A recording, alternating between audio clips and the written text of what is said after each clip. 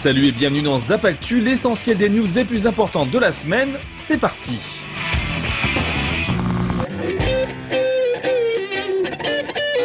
À l'approche de l'été et des vacances, Sony a décidé de multiplier les offres promo pour sa PS Vita et nous annonce une réduction de 50 € pour tout achat d'une machine entre le 1er juin et le 15 juillet 2012. Cette baisse de prix concerne bien évidemment les deux modèles de la machine qui sont, on le rappelle, de 299 € pour le modèle 3G plus Wi-Fi et 250 € pour la version Wi-Fi seulement, ce qui fait tout de même une chouette économie.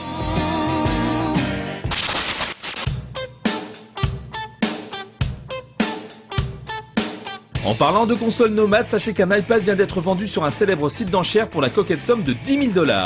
Non pas que la tablette vendue soit en or 24 carats, mais plutôt parce qu'il s'agit du premier prototype de l'iPad qui possède la particularité d'avoir deux prises de recharge, une verticale et l'autre horizontale. Oui, les gens sont fous.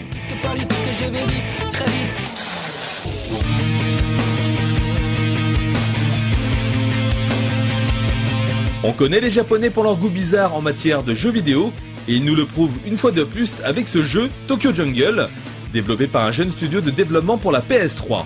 Dans ce titre, le joueur incarne au choix un animal qu'il peut customiser entièrement et en faire soit un chien rappeur, une vache écolière ou bien encore une hyène loupard. Ces animaux vivent dans un Tokyo complètement ravagé et en ruine suite à l'apocalypse et doivent tout faire pour survivre.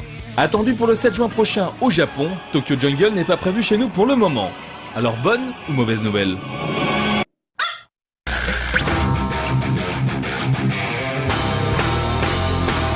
Après des mois de rumeurs incessantes, Dead Space 3 a été enfin officialisé par Electronic Arts, qui a ouvert les portes du site officiel. L'occasion de découvrir une première vidéo tirée de la BD américaine, mais aussi les toutes premières images du jeu. Cette fois-ci, Isaac Clarke, notre héros, ne combattra pas uniquement les nécromorphes dans l'espace, mais devra aussi faire face aux contrées glaciales et enneigées. Encore un élément de plus qui l'oppose à Lost Planet 3, qui sortira en même temps que lui, c'est-à-dire au printemps 2013.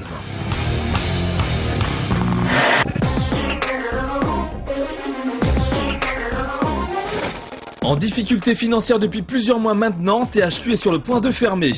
C'est du moins les menaces proférées par le Nasdaq, qui somme l'éditeur américain de faire remonter le cours de son action, qui a chuté à 60 cents ces derniers jours.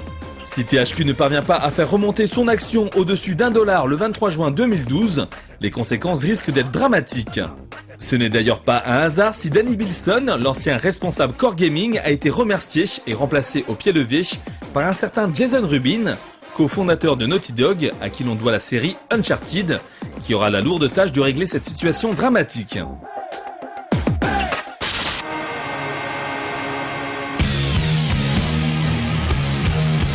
Et pour finir, voici les toutes dernières images de Hitman Absolution, qui arrivera en septembre prochain sur PC, Xbox 360 et PlayStation 3.